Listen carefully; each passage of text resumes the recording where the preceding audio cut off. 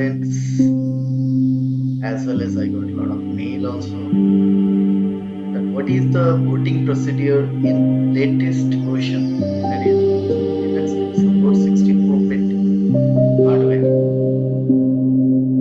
So today I am going to tell you the Linux booting procedure on RHEL 7 onward, which support a 64-bit architecture. Before proceeding for the video, let me introduce myself also. I am Tanmay Sir. I have a experience of 23 years, mainly on Unix and mainframe. From 2000 onward, I am in teaching. I provide corporate training on Linux as well as cloud, mainly OpenStack Cloud and AWS Cloud. Right now, I am working with Pragyan Infotech Private Limited since 2002 onward, and providing corporate training on Linux platform. I am a global certified on RSC-SA, RSC, OpenStack Cloud, Red Hat, Server Hunting, and Amazon AWS Cloud.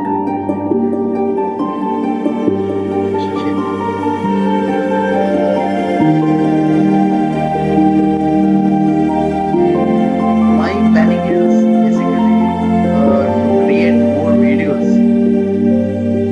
on Linux, mainly troubleshooting part, like how you recover a root password, then how you solve a problem if your system comes to the emergency mode, booting problems, and then how you create partition, LVM partition, that is logical volume management, then swap partition, file system permission, spatial permissions, and then installing software, network installation, how you install Linux through network, and then configuration of web server, NFS server, Samba server. So I will prepare more videos. So if you subscribe this channel, you're going to get those videos. Hope it will be useful for you. Now let's concentrate on the booting procedure of RHEL 7. So I have prepared a diagram for you. Let's go for the diagram.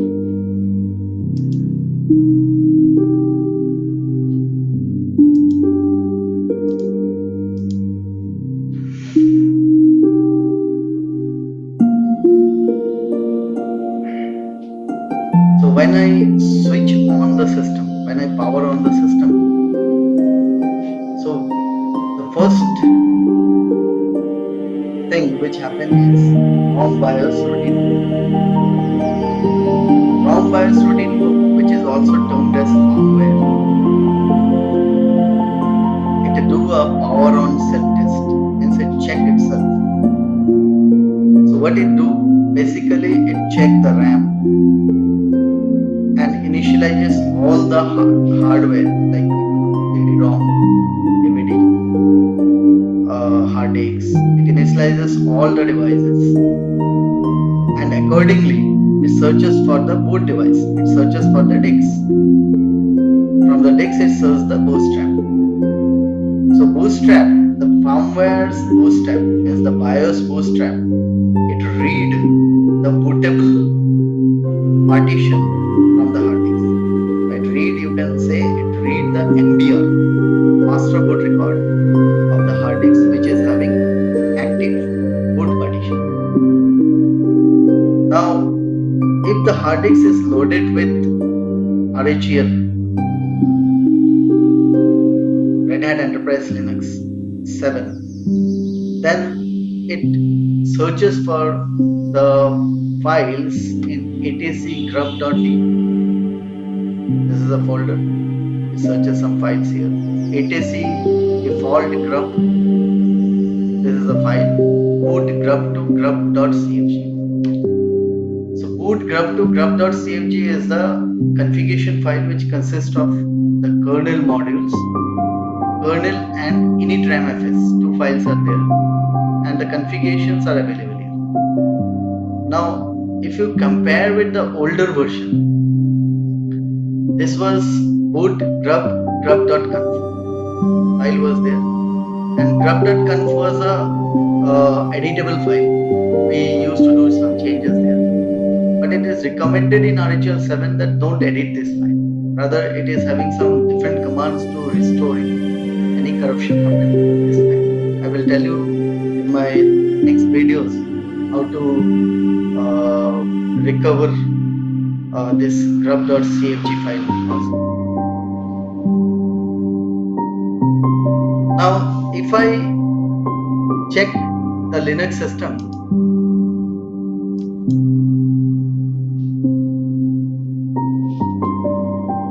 I'm logged in as a root user.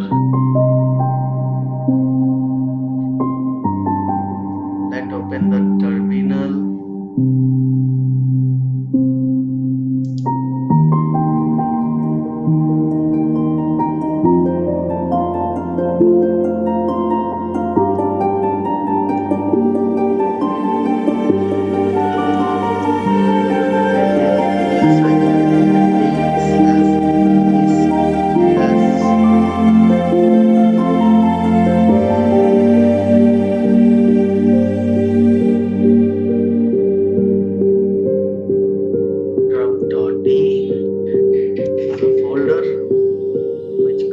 Of some files.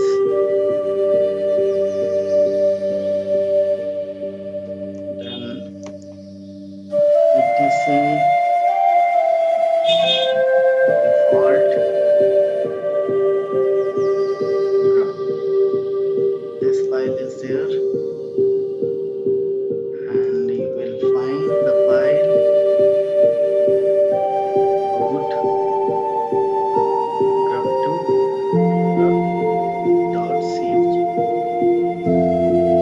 root file is a very interesting, this boot directory is a very interesting directory.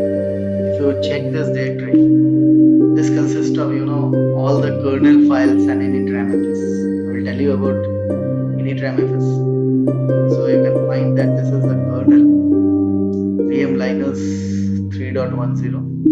This is the latest version, and this is for 64-bit hardware. So this is the kernel, latest kernel. And initramfs is another important file which is getting loaded into the RAM. Now let's understand what this initramfs basically do. Now initramfs, it load all the modules into the RAM. Now what is modules? Modules are basically the drivers. Your computer is having a lot of devices connected, like LAN card, sound card. So this required some drivers. So initramfs loaded all the modules, all the drivers into the RAM, and the kernel initializes those hardware, and accordingly access the hardware.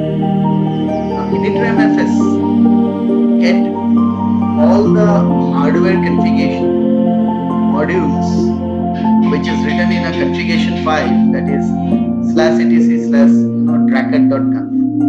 So initramfs read this file etc tracker.conf and loaded all the modules. So if you check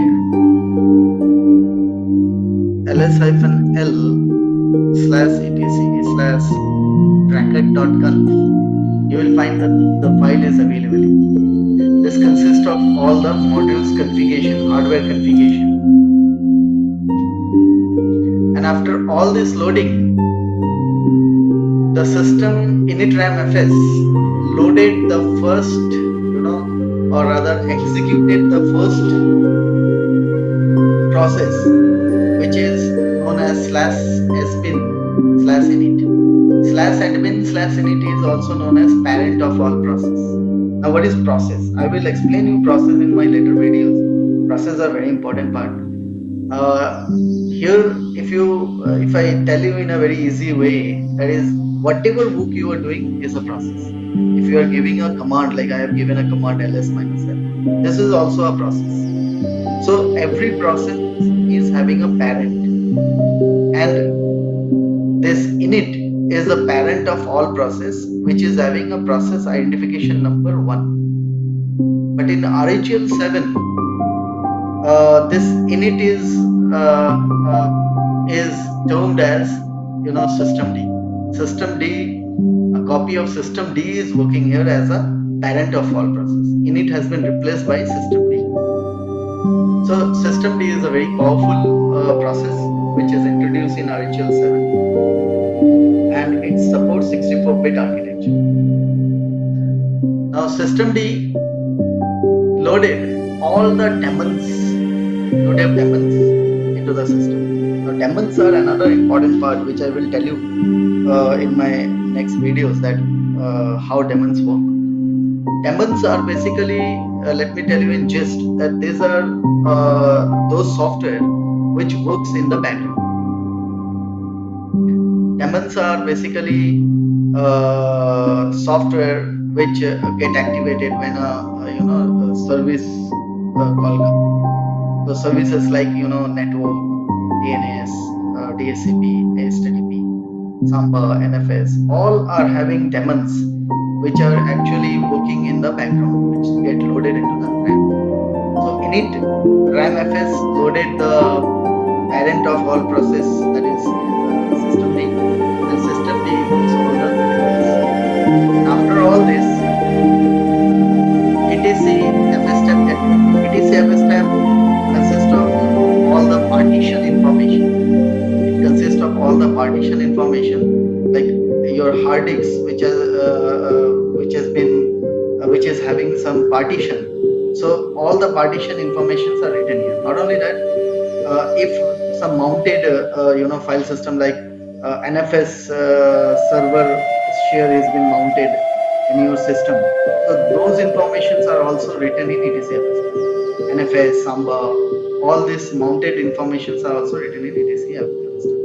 So etc fstab put all the partition information and mounted information in etc mtab. etc mtab is basically a copy which is available in the RAM. It is basically available in current session. So it loaded all the partition. Now here, one interesting thing is that when it load etc fstab, so the root file system, that is /, which is a very important partition, get loaded here as a read write. If you check here, when the kernel was getting loaded, the root file system get loaded as read only, and it get mounted on a directory called /sysroot, SYSROOT /sysroot as a read only. But here, when the root file system get loaded, it get loaded as a /. So from read only, it get loaded to the read write. Now after all this, the system comes to a target. What is target? If you see older version, this target was actually termed as run level. Now, what is run level? Run level is basically in which mode your system comes. Whether it will come to the graphical mode, whether it will come to text mode, whether it will come to single user mode, whether it will reboot the system, whether it will shut down the system. These are known as run level in older version. But in RHEL 7 onward, these are termed as target. So whether your system will come to graphical mode or text mode is defined as a target. So the target get read from a file called /etc/systemd/system default.target. Get read from this file where it is written that what target has been set in your system. There are basically 4 targets available on RHEL 7. One is graphical.target, multi-user.target, rescue.target, emergency.target. Now, graphical.target actually give you the GUI prompt, that is graphical user interface prompt. Multi-user will give you a text prompt. Rescue and emergency mode are basically for single user mode for troubleshooting purpose. We will also see this in our later video, how rescue and emergency mode. So let's assume that our system is set as a graphical.target. So it will be written in etc systemd system default.target, and accordingly you are getting the GUI prompt. Now if I check in the system that what target has been set in our Linux system. So there is a command called systemctl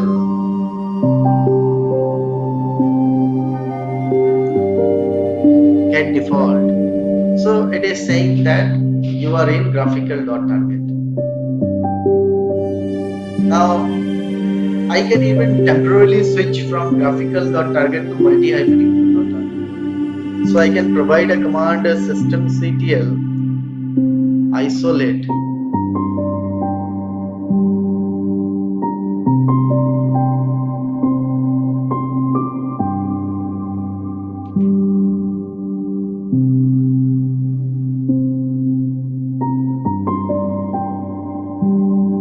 multi-user.target. So if I give enter, you will find that the system will go to text mode, text login. So here you are not getting the graphics, but all the multi-user facilities you are getting here, like connecting to network, sharing files, NFS shares, numbers, all this will be available.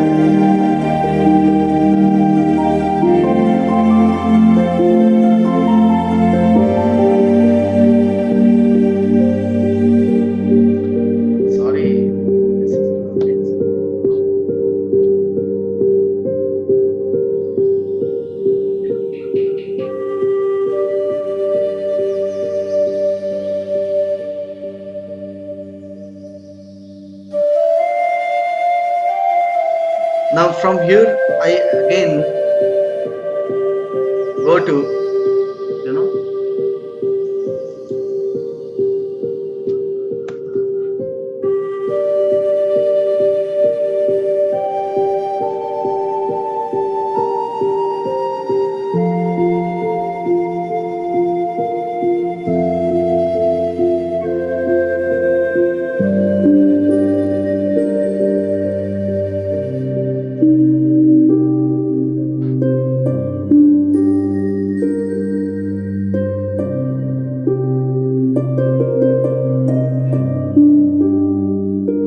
graphical.target. So it will return back to the graphical. So this is a temporary setting. You can even permanently set this to either graphical or multi-user by giving command systemctl set default and then target name. So it will permanently set the file. It will permanently set in this file etc systemd system default.target, and accordingly you are getting the diagram. So hope you have enjoyed the class. In my next videos I am going to tell you some troubleshooting. We are going to see how to do partition in Linux, how you are creating LVM partition, how you will do swap partition, how will you install Linux through network, and some more informative videos like permission changing, sticky bin, and then spatial permissions. commands, basic commands, installation of software, network setting like network card setting, how you put IP address to network, and then some advanced configurations like HTTP configuration, Samba configuration, NFS configuration, LAN card teaming, iSCSI server, iSCSI target, iSCSI initiator, and then teaming, some database features. I'm going to make videos on this also. So please don't forget to subscribe this channel so that you will get these videos. I hope you have enjoyed the classes and